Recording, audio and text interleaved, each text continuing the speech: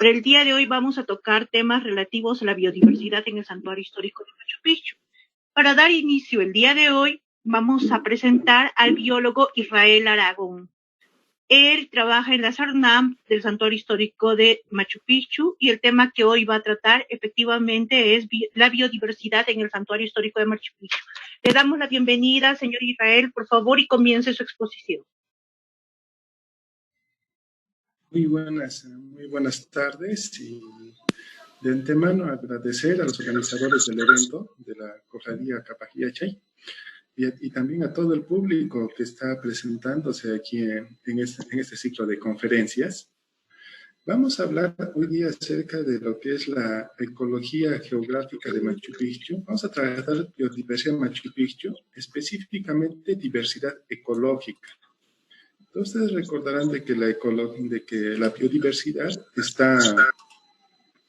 se constituye en 4 componentes. Hay un componente que es diversidad de especies, que es el que más conocemos cuando contamos el número de especies. También hay un componente de diversidad genética, que es la variación dentro de especies. Pero las especies se organizan en ecosistemas.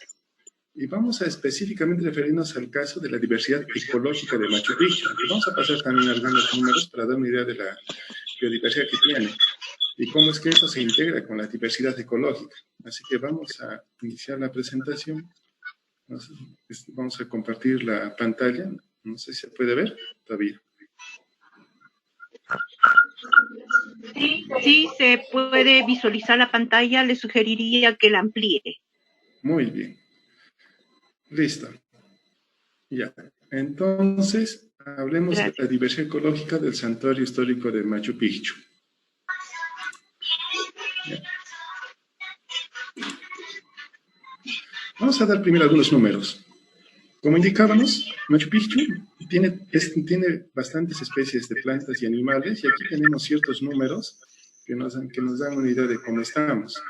75 especies de mamíferos, 47 especies de aves, 14 especies de anfibios, 24 especies de reptiles, 11 especies de peces de agua dulce, 365 especies de mariposas y 1951 especies de plantas. No obstante, tengas en cuenta que estos números aún se mantienen provisionalmente. En varios casos van a aumentar las especies de plantas y animales, especialmente el caso de las plantas, que parece que las estimaciones incluso iban hasta 3.000 especies de plantas presentes en el santuario, pero eso depende de las investigaciones que se hagan. Además, aquí faltan varios grupos, especialmente el resto de insectos, y con mucho, esos componen la mayor parte de la diversidad de todo el planeta Tierra, así que se esperaría que estos números vayan aumentando cuando se vaya incluyendo todos los demás especies de insectos y artrópodos que tenemos dentro del santuario. ¿Okay? Vamos a la siguiente. Hablemos de lo que es...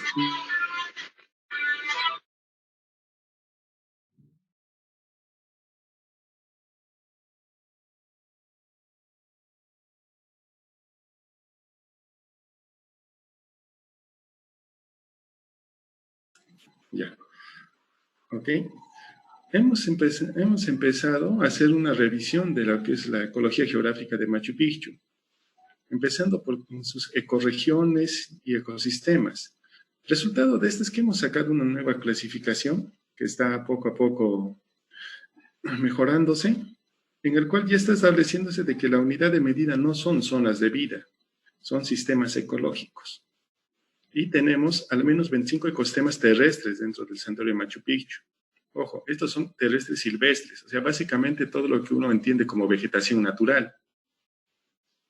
Aparte de esto, hay también ecosistemas acuáticos. Las lagunas, los ríos, las quebradas también son ecosistemas. Y también hay ecosistemas antrópicos. Estos son básicamente los ecosistemas en los que el hombre es el principal factor de intervención, zonas agrícolas, urbanas e industriales. Todos los ecosistemas se agrupan en ecorregiones. La ecorregión es vamos a pasar. Ya. La ecorregión es el concepto básico de región natural, el equivalente actual. Vamos a explicar un poco al respecto, pero primero, este es un tema que tienen que tener todos en cuenta los que trabajen en explicar la ecología del santuario de Machu Picchu, y es que tienen que darle una visión internacional. Para empezar, hay dos peculiaridades que tenemos acerca de nuestro país. Y uno es de que el Perú es en esencia un país tropical. Yo sé que a muchos la palabra tropical les suena que debíamos estar en una zona con climas bastante cálidos y lluvias torrentosas, pero en realidad tropical se aplica a todo lo que está entre los trópicos de Cáncer y de Capricornio, que se puede ver aquí. En este sentido, todo el Cusco es tropical, aunque yo sé que muchos están ahorita de frío, pero están en montañas tropicales. La gran diferencia que se tiene de esta zona tropical con la zona templada es la presencia de las estaciones. Debido a que este lado recibe la mayor parte de radiación solar a lo largo del año, solo tenemos dos estaciones, la de lluvias y la de secas. Ahorita estamos en medio de la estación de secas. Pero se darán cuenta de que la variación de temperatura a lo largo del día es de hecho mayor que la variación de temperatura que se da a lo largo del año. Eso es muy diferente para países como Estados Unidos, los países europeos o China que viven en la zona templada, donde solo tenemos 4 estaciones, o mejor dicho, tenemos hasta 4 estaciones donde las variaciones de temperatura son tremendas a lo largo del año. Ahí puedes contar de que en un lugar como Washington, que está aquí, haga menos 10 grados centígrados en invierno, con nieve y todo, y hasta 40 grados centígrados en verano. Esas diferencias de temperatura tan extremas no se ven en las zonas tropicales. Aquí, aunque la zona se tiene constancia de climas, básicamente. Y no hay mucha variación en el fotoperiodo. En una zona templada puede ser las 7 de la noche y aún puede estar brillando el sol. En las zonas tropicales eso ya no es cierto. La variación de horas de luz a lo largo del año es baja, máximo 1 hora. En cambio aquí se llega mucho más. Claro que el mayor extremo es cuando uno se va a los polos y allí se encuentra con que hay 6 meses de noche y 6 meses de día, básicamente. ¿Sí, ya? Y la otra peculiaridad es el efecto que tienen las montañas. Si no fuera por los Andes, todo el Perú sería una zona de bosques lluviosos, con un clima muy cálido.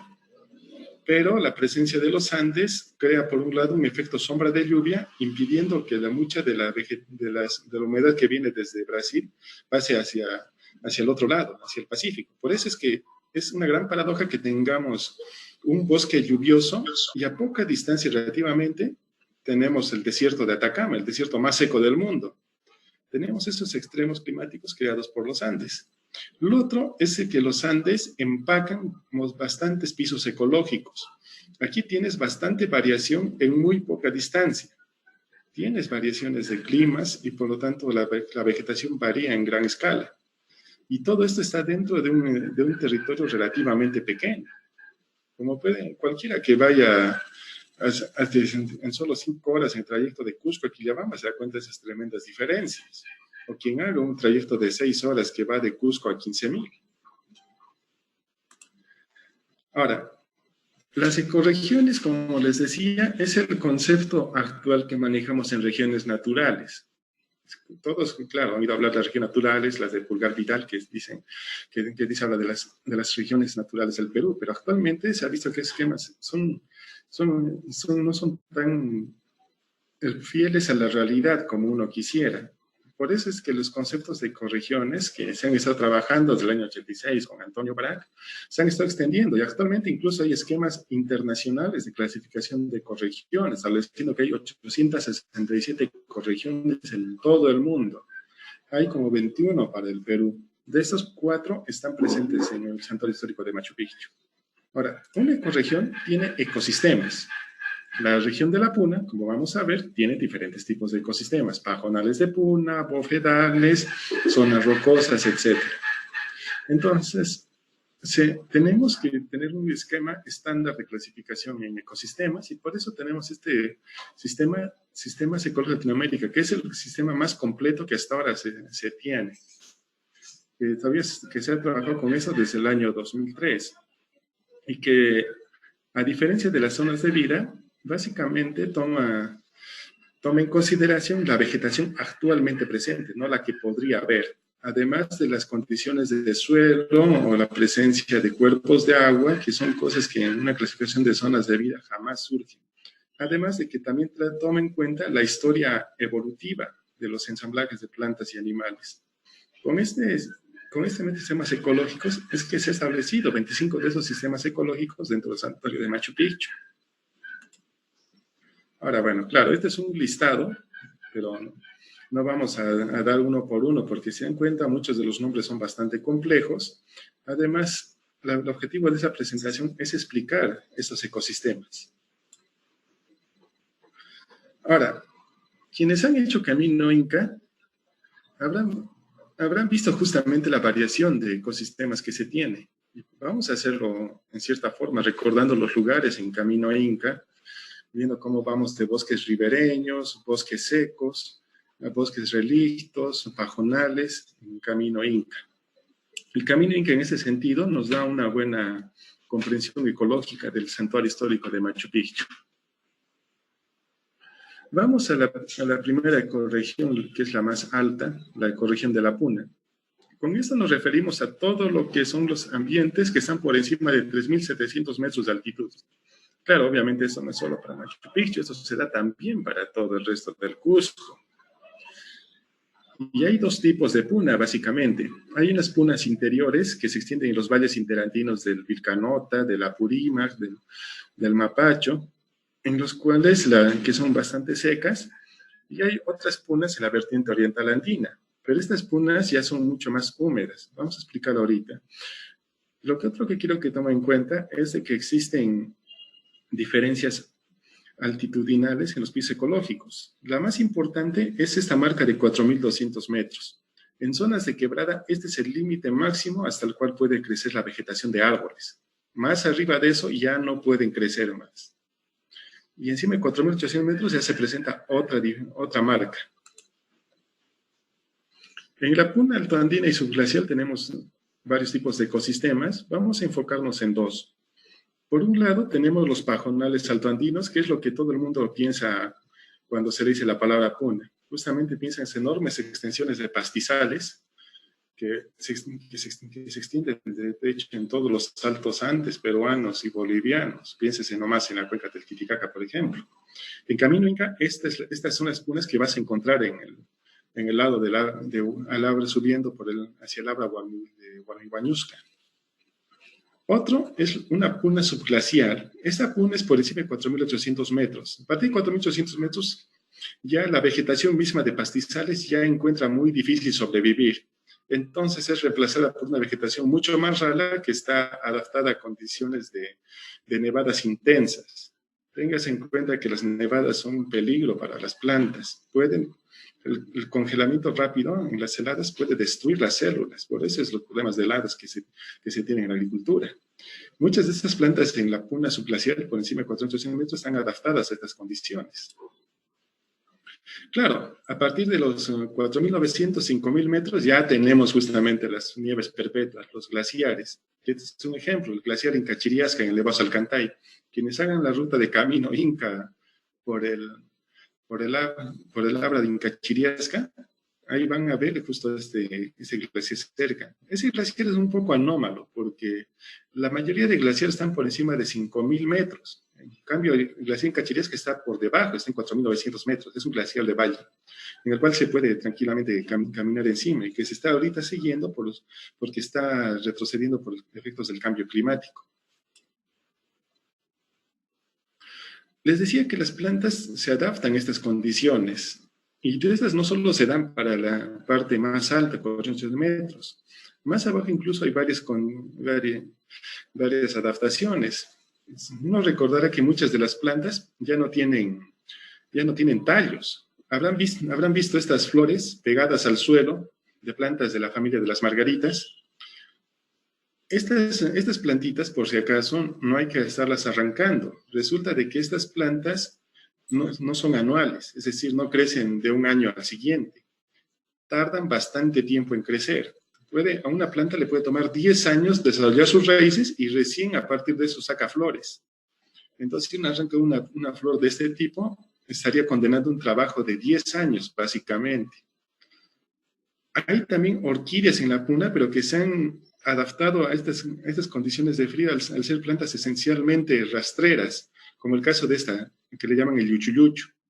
Ahora, incluso los mismos pajonales de Ichu o de Chiligua, que son lo que se llama en inglés tuscras, son plantas que han desarrollado esa adaptación de ser amacolladas. Están ahí adentro, mantienen el calor. Aquí adentro el microclima es mucho más elevado que allí afuera. Entonces, esta formación vegetal es una adaptación al frío intenso. Estas son varias cosas que hay que tener en cuenta, porque a veces uno pasa por las punas y a veces pensaría que es la parte más aburrida de todo el camino inca, pero no es así. Es bastante impresionante la vegetación que se tiene. El asunto es conocer lo que tenemos ahí. Pasamos luego a lagunas y humedales. Aquí ya tenemos justamente las lagunas de Sotacocha, que se va como quien se va hacia Pacaimayo Alto, y ahí es una laguna bastante extensa. Tal vez esta sea la más grande que tenemos en el santuario.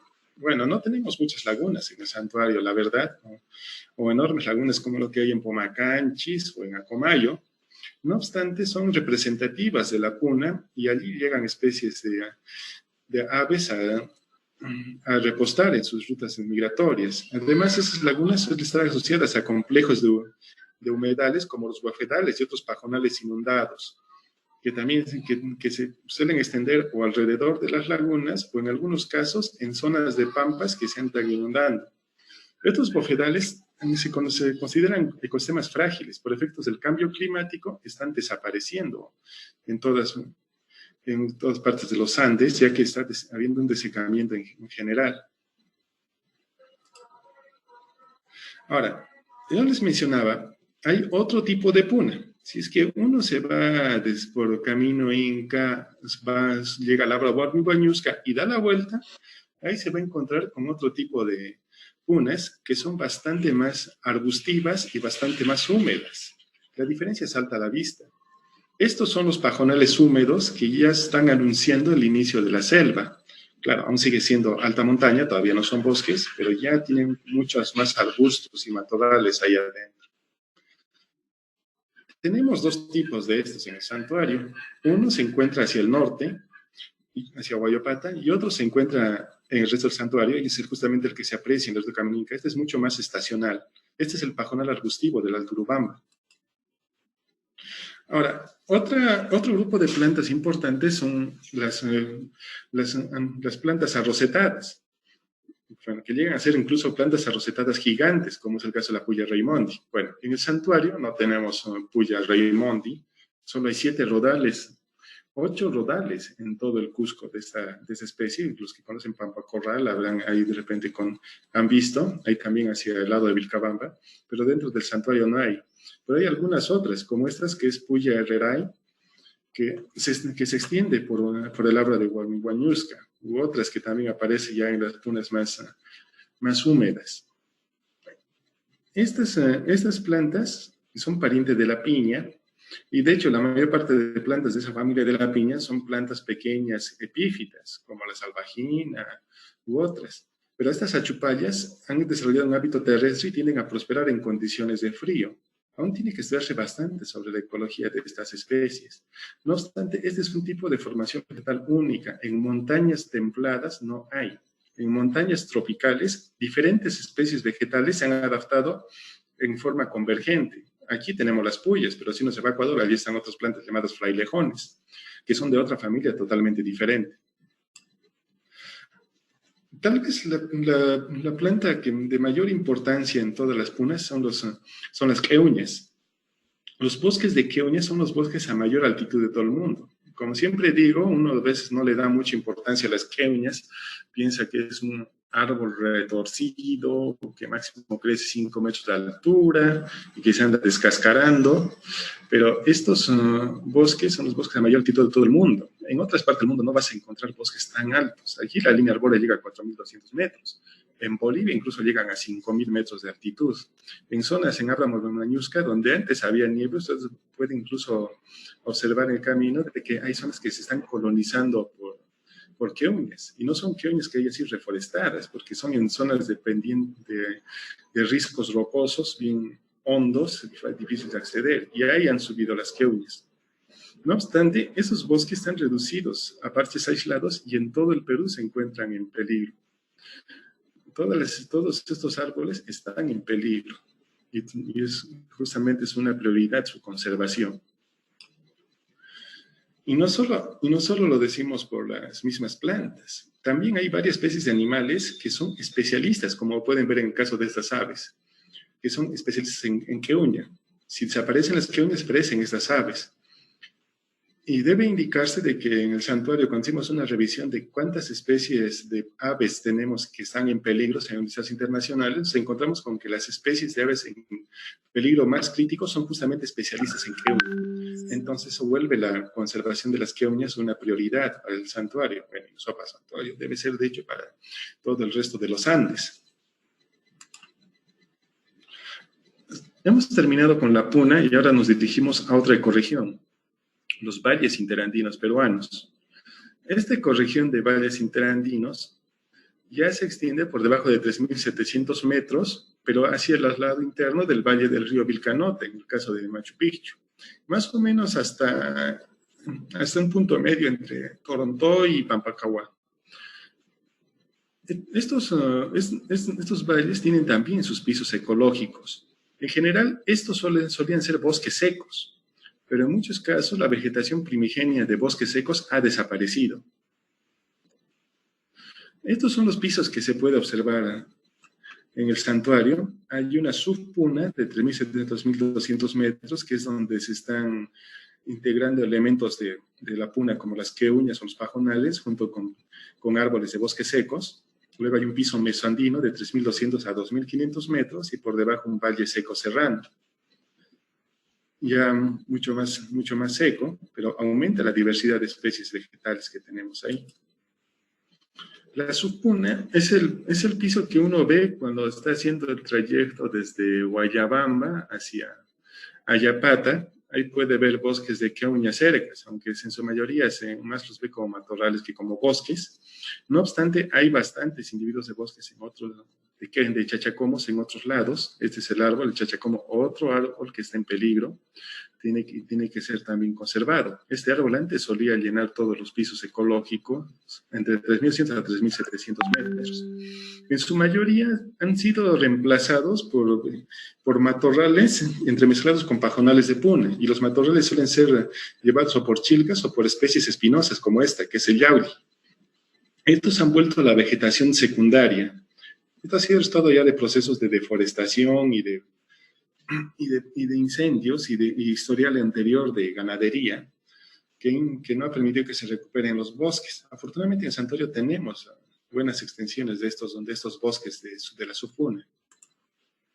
Otro tipo de bosque meritorio son los bosques ya mesoandinos, y tenemos el caso de los bosques mesoandinos de Uncas. Cuando hagan camino Inca, los que vayan en la ruta de Guayabamba hacia Huayñusca, cuando estén haciendo el trayecto de Ayapata a Yuyuchapampa, pasan por dentro de un hermoso bosque que parece salido de cuento de hadas. Esos son bosques de Uncas. Algunos creen que son queuñas, porque también es una planta que se anda descascarando, pero es una especie totalmente diferente. Y el bosque que tenemos ahí en Ayapata es un bosque que es una anomalía en realidad, porque bosques similares en Paruro se encuentran por debajo de 3.200 metros, pero aquí se encuentran por encima. Es un misterio saber cómo es que ha surgido esta anomalía ecológica, pero ahí está ese bosque.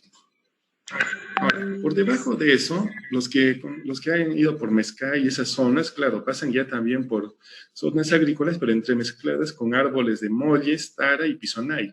Los pisonays que los pueden ver ustedes en el camino hacia Piscacucho, y luego las taras que están en el resto del camino y en muchos casos recargados de salvajinas.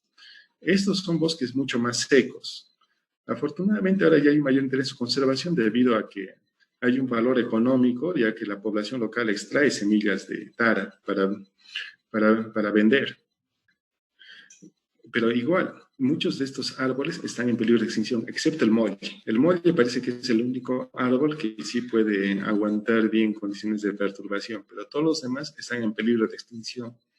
Debe recordarse que los valles secos, incluyendo el valle del mismo Cusco, antes estaba cubierto por uncas, tara, pisonay, cedros incluso, de los cuales alguno que otro individuo se puede ver en alguna plaza o parque.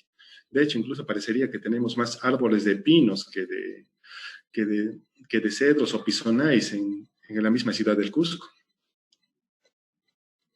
Como les indicaba, estos bosques secos andinos han desaparecido muy aparte debido a que tenemos un largo historial de uso agrícola en los Andes. Bueno, tenemos miles de años de interacción. Aquí en los Andes surgió la civilización, pero justamente un tipo de vegetación que retrocedió fue justamente los bosques.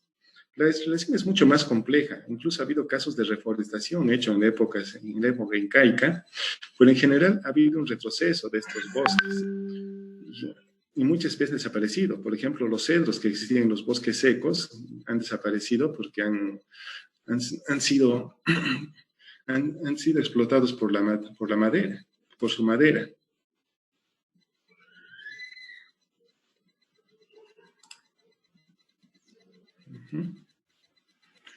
Ya. Se escucha, ¿no es cierto? ¿Se está escuchando tranquilamente? Sí, biólogo, la exposición está clara, el audio está bueno. Continúe, Muchas por gracias. favor. Entonces, continuemos. Ya. Ahora, siguiente. Muchos de estos bosques han desaparecido en el caso de Machu Picchu, reemplazados por un matorral que es dominado por esta especie, que es la chamán o chamán, Dodonea viscosa. Es de hecho una especie de distribución mundial y que ha tendido a prosperar en esas condiciones. Los que vayan por el trayecto de Tarayo, por esas zonas, van a ver bastantes matorrales de estos. Y también hay bastantes matorrales espinosos, aunque estos ya se verían ya mucho más hacia fuera del santuario, ya en el mismo Valle Sagrado. Incluso había algarrobos antes en esas zonas, pero han desaparecido. La siguiente ecorregión a la que hay que llamar la atención son las mismas yungas, los bosques de la selva alta. Como mucho, aquí está el epicentro de diversidad biológica en los Andes y en el mismo santuario también. ¿Ya? Tenemos aquí también varios pisos ecológicos, ¿ya? Que básicamente tenemos un bosque enano, Monte Chico, de 3.800 a 2.500 metros.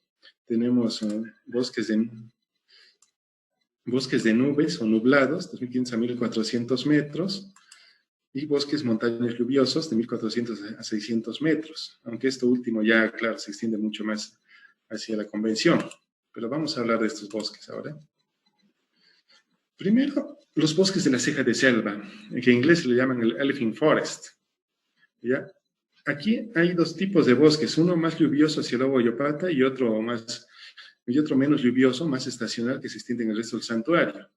Quienes hagan el camino están yendo de Sayaxmarca hacia Puyupatamarca, están pasando por esos bosques. Se le llama bosque enano porque el dosel es bastante bajo, de 10 metros de altura, es lo máximo a lo que puede llegar. No obstante, estos bosques son ricos en diversidad biológica, hay bastantes plantas y animales adentro, y lo que quiero es llamar la atención acerca de esta planta. Este es un pasto, un bambú si se quiere, que se conoce como curcur, es un nombre local, el género es chusquea, que es un importante hábitat de animales especializados. Aquí viven especies de animales, aves que son especialistas en bambú, también incluso parece que varios tipos de roedores son especialistas, y estos bambúes se extienden en una dinámica, en una dinámica compleja de expansión y retroceso.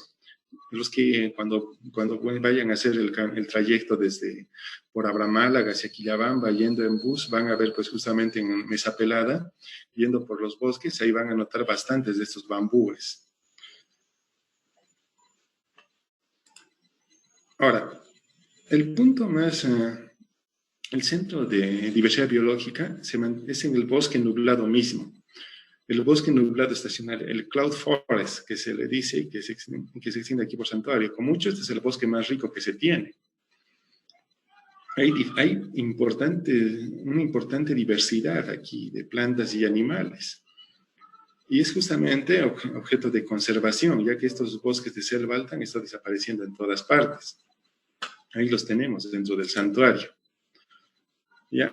Como les decía, es el epicentro de diversidad biológica. Hay una alta diversidad de orquídeas, 340 especies de orquídeas reportadas para Santorini, y se siguen descubriendo más especies. Aquí no existe pierde en la cantidad de orquídeas que se están descubriendo. Se siguen describiendo y siguen describiendo.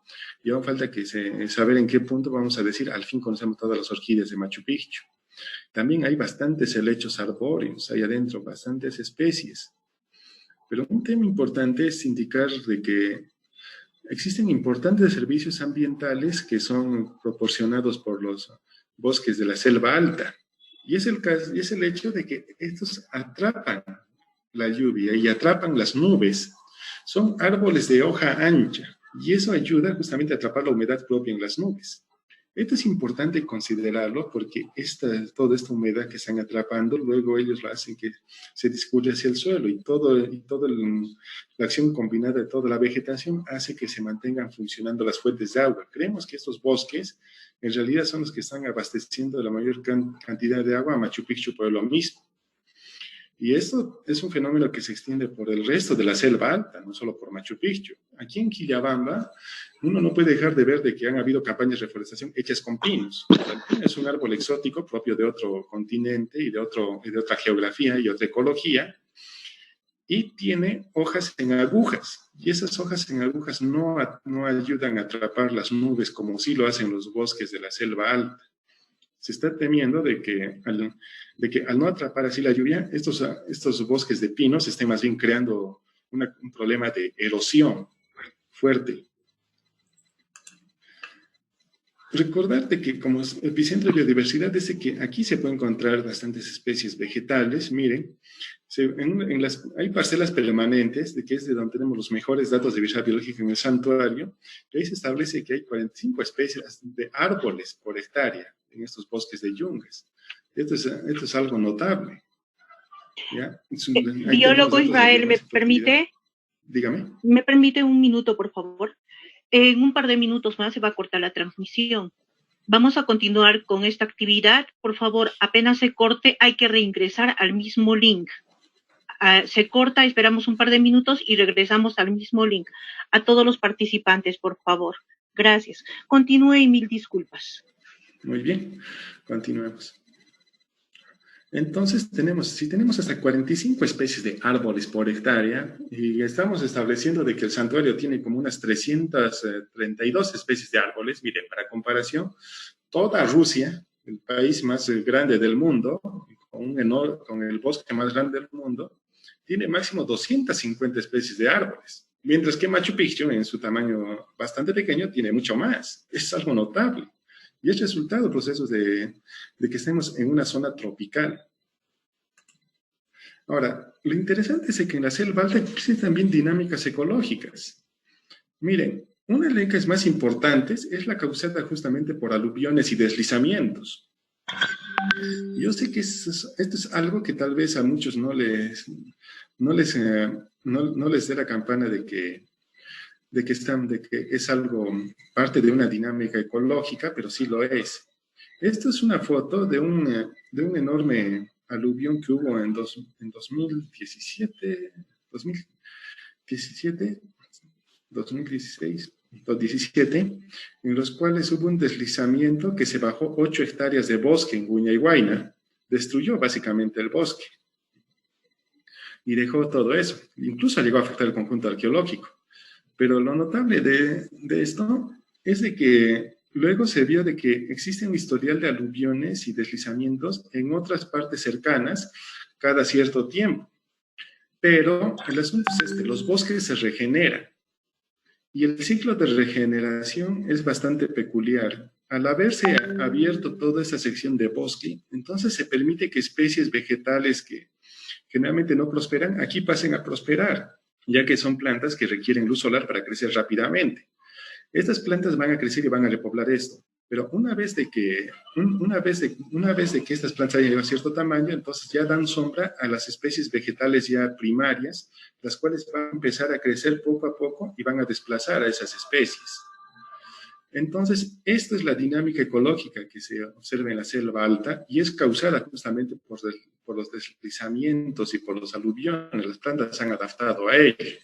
Claro, se entiende de que los deslizamientos y huaicos son perjudiciales para la población humana, pero lo que se refiere a los mismos ecosistemas es diferente, es parte de la dinámica ecológica y estos ciclos de perturbaciones ahora se entiende de que es parte de los ecosistemas. Después de todo, ahora sabemos que los ecosistemas no tienen estados de equilibrio, están en constante flujo y cambio, son sistemas en no equilibrio y este tipo de perturbaciones son parte de la dinámica ecológica.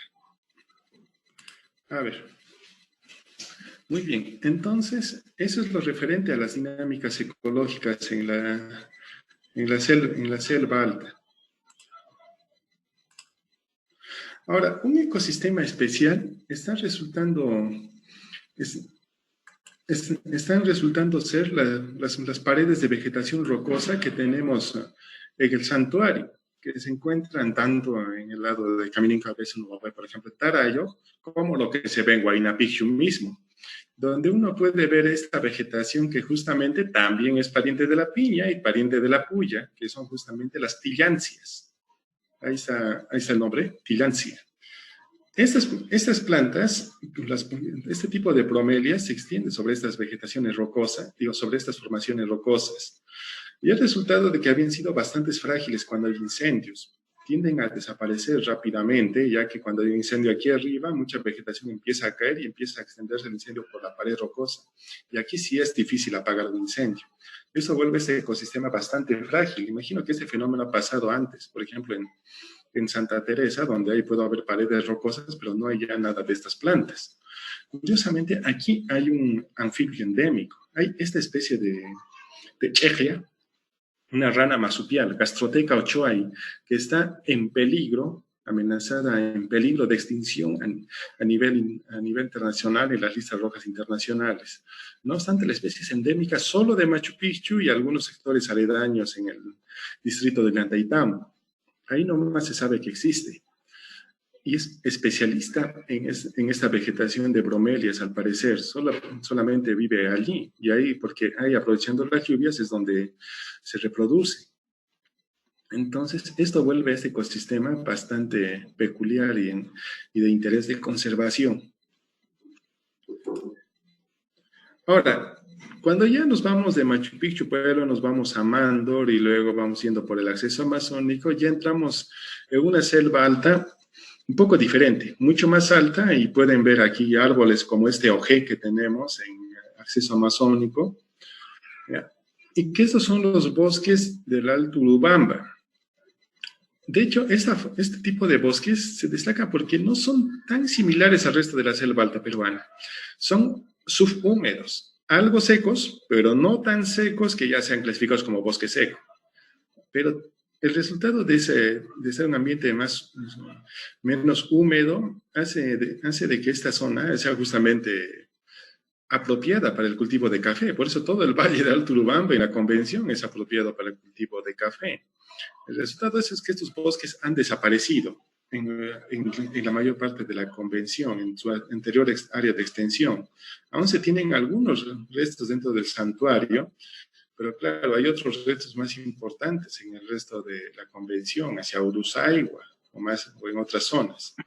Y curiosamente, estos bosques son más afines con la chiquitanía de Bolivia. Con los bosques de la zona de Cochabamba, se ha encontrado de que hay bastante afinidad de especies vegetales con ese lado. Es un misterio por qué ha pasado esto, por qué son tan diferentes al resto de la selva alta. Estos bosques en parte son los que han desaparecido gracias a la acción de los incendios en todas partes por una vegetación de pastizales, una sabana, que es lo que se pasa cuando uno ve el caso de Santa Teresa. Uno va yendo por esas zonas y ve de que los cerros básicamente están llenos de pastizales. Muchos dirían que esto más parece puna que selva. No obstante, eso es lo que ha pasado, es el resultado de procesos de deforestación con incendios en los cuales la vegetación de árboles ha sido destruida y ha pasado a ser dominada por especies de pastos, especialmente este pasto conocido como pasto gordura, en inglés es molasses grass, y que es un invasor a nivel mundial, es originario de África y se ha establecido aquí en los Andes, también en varios lugares, en Hawái, por ejemplo, donde también ha expulsado la vegetación nativa. Esto es un problema serio para conservación, ya que se tiene que trabajar justamente en eliminar esta especie previo a iniciar una campaña de reforestación. No obstante, la erradicación es bastante problemática, ya que este pasto tiene un alto potencial de propagación. Ahora, vámonos a otra ecorregión. Ya hemos hablado de las 3 ecorregiones terrestres, pero hay una ecorregión dulceacuícola, de agua dulce. Y aquí entramos ya a los ecosistemas pluviales. Ya hemos indicado ya un ecosistema anterior, que son las lagunas y los bofedales como vegetación asociada, pero también tenemos lo que son los ríos mismos. Aquí, 2 tipos de ríos en general. Uno es el mismo río Vilcanota-Urubamba, que es bastante profundo, relativamente, ¿ya? Y que justamente, y que por esa razón es que existen especies como el mayupumo nutria neotropical que depende de este río como su hábitat.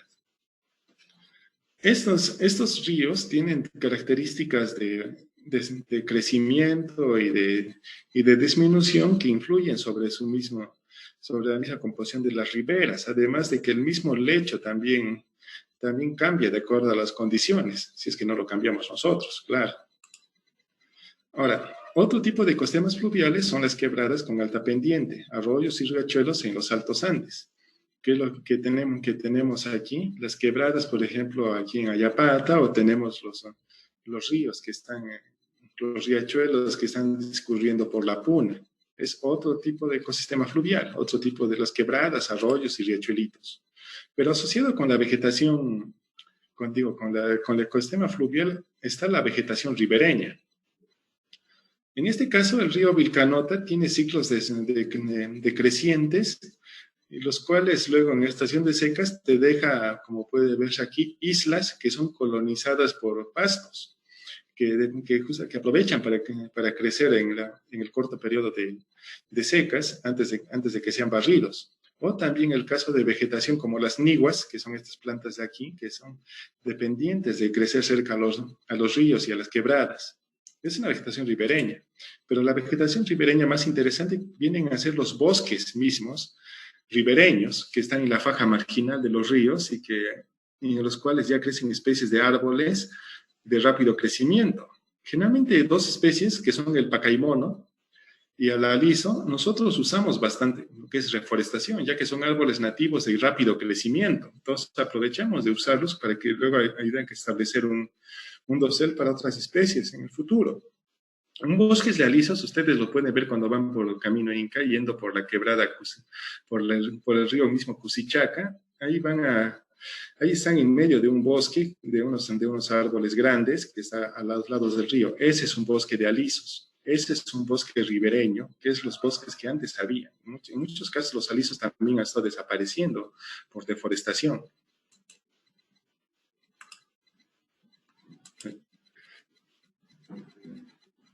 Ya. Ahora, el santuario como un gran ecotono. Aquí hay un tema interesante y es el hecho de que tenemos todos esos tipos de ecosistemas ahí adentro en el santuario, pero el asunto es que los ecosistemas no tienen límites tan definidos en su mayor parte. Se entremezclan. Y en el santuario 3 ecorregiones se están entremezclando. Es el caso de lo que se puede ver entre lo que son los bosques secos y los bosques húmedos.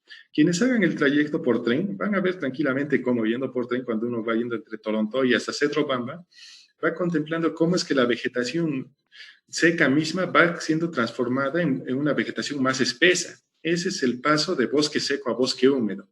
Y este tipo de transición, ese es justamente el ecotono, la zona donde 2 ecosistemas se están uniendo. Ese tipo de transición casi no existe en el Perú. Existía antes en el valle de Chayabamba, allá en Paucartambo, pero en su mayor parte ya ha desaparecido ya. Existía también en los valles del Pampas y del Mantaro, pero el único lugar del mundo donde parece que está protegiéndose ese tipo de ecotono es justamente dentro del santuario histórico de Machu Picchu. Y eso le da justamente una gran importancia biológica al santuario. Además, como les he mencionado, hay dos tipos de punas que están entremezclando aquí adentro. Y toda esa integración de ecosistemas entonces hace de que dos ecosistemas con su conjunto propio de especies se mezclen y aumenta la diversidad biológica, por lo tanto. Resultados son esos bosques como el de Uncas de Ayapata, que aunque sea un bosque seco, tiene lechos arbóreos ahí adentro. Ahí en ese bosque se ha encontrado este animal, el samani opaca, ¿ya? El agutí andino, que se encuentra, digo, la paca andina, que se encuentra en esos bosques. Y este es un animal propio de la selva alta. Y mientras tanto, las vizcachas ya también entran hasta sectores despejados dentro de esa selva alta. Están ahí las famosas vizcachas que están dando vueltas dentro del santuario histórico, en la yacta. Es un ejemplo de cómo estos animales que son propios de las punas han terminado llegando hasta esos lugares. Entonces hay todo ese entremezclamiento que es justamente el ecotono. Ahora, no quería terminar esto, ya vamos a terminar, sin indicar también la necesidad de ver los ecosistemas entópicos. Miren, yo sé que yo he dado la impresión de que hay una naturaleza que es una naturaleza silvestre, pero también hay que tener en cuenta de que hay un largo historial de uso de tierras en todos los Andes. Y Machu Picchu es obviamente el gran ejemplo, cuando uno menciona justamente la ciudadela, indicando la armonía entre hombre y naturaleza, que es una muestra justamente de la huella humana que se ha dado durante cientos o miles de años. Claro, hoy en día tenemos cosas nuevas como ciudades. Teníamos ciudades antes como La Yacta y ahora tenemos ciudades como esta, Machu Picchu Pueblo, y hasta tenemos cosas nuevas como instalaciones industriales, que es el caso de la represa de Machu Picchu. La gestión de estos ecosistemas y del ecosistema circundante es toda una tarea conjunta que está siendo llevada por el CERNAM, pero que involucra a todos los demás actores, especialmente teniendo en cuenta de cómo es que estos ecosistemas crecen por la presión que hay. Machu Picchu Pueblo siempre insiste en crecer, aunque ya se ha mantenido en unos límites dados, pero el siguiente reto consiste en ir hacia una ecología de reconciliación, en reconciliar los ecosistemas silvestres con los ecosistemas antrópicos, para que tengamos casos como los osos de anteojos que están ahí visitando la misma ciudadela de Machu Picchu. Este es un venado que ya también se ha aparecido dentro de las chacras.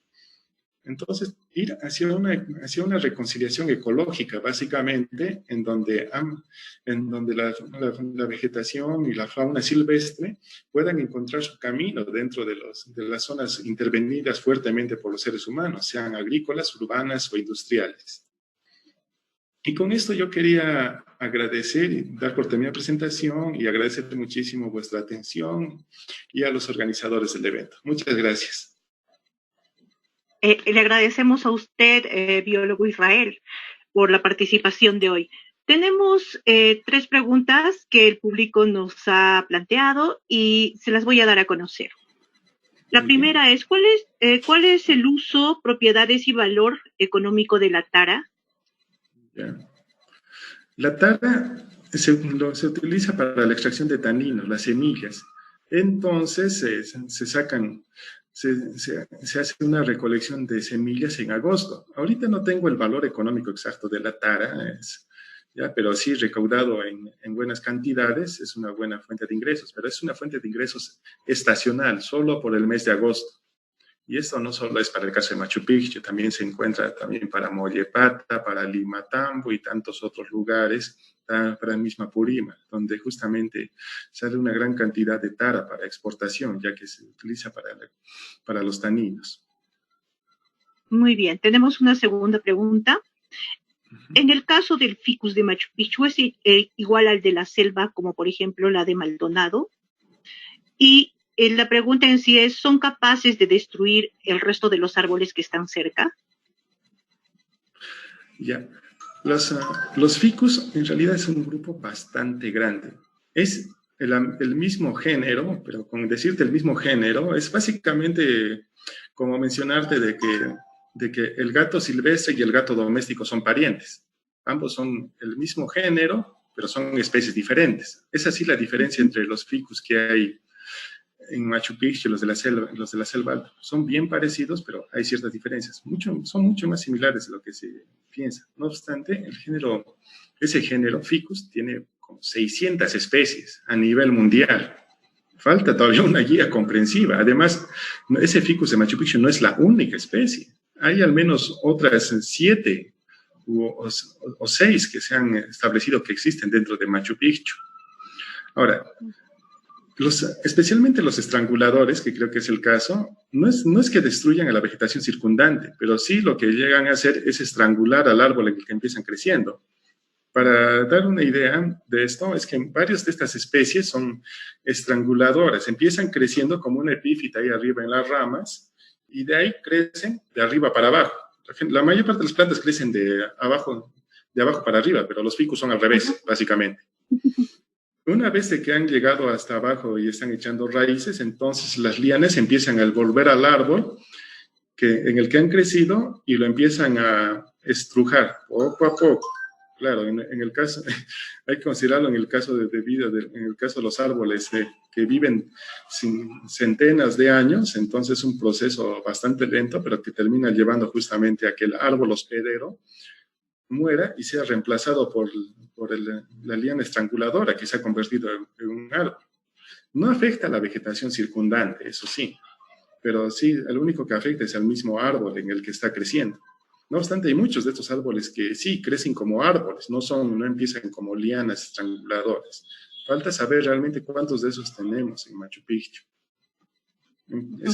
Y una última pregunta. ¿Cuáles son los principales problemas para la conservación de Machu Picchu con relación a la flora y fauna?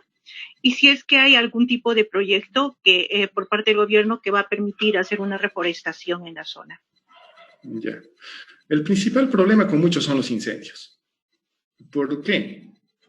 Los incendios permiten iniciar ese ciclo que les he mencionado, que es el ciclo pasto-fuego, en el cual hay un incendio, la vegetación nativa ha desaparecido y entonces viene este invasor exótico que es el pasto gordura, el cual entra a invadir el ecosistema antes de que las demás plantas empiecen a recuperarse.